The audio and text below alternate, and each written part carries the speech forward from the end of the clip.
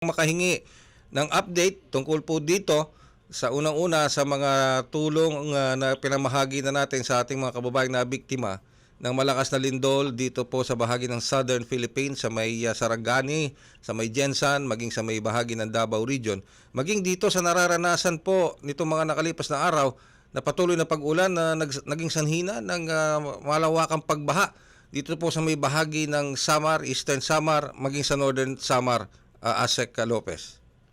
Opo, well, yun nga po, supposedly nga po nakatutok ang inyong DSWD at then yung national government sa effort po para tulungan yung mga kababayan nating naapektuhan ng lindol, dun sa mga area ho natin ng region na 11 at 12, but then, yun nga, nagulat ho tayo na biglang meron din hong, kumbaga, info from our field office na grabe rin ho yung problema natin dito sa Samar at ganoon din sa may Bicol area.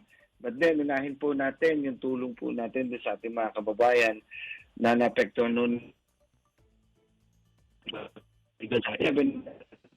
Kasi po nasa 7,517 families sa 34,939 individuals po sa 98 na barangays po sa Region 11 at 12 ang inaalala po ng inyong DSWD.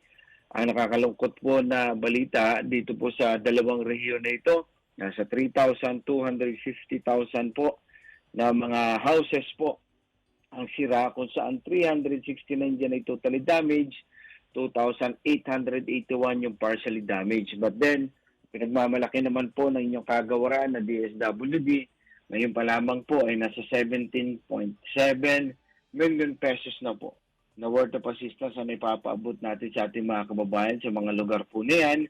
Nasa 9.2 million yung food and non-food items, habang nasa 8.4 million yung mga assistance to individuals in crisis situation.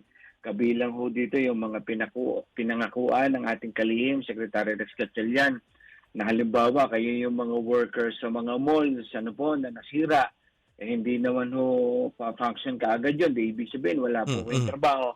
Kasama po kayo sa mga tutulungan po ng inyong DSWD.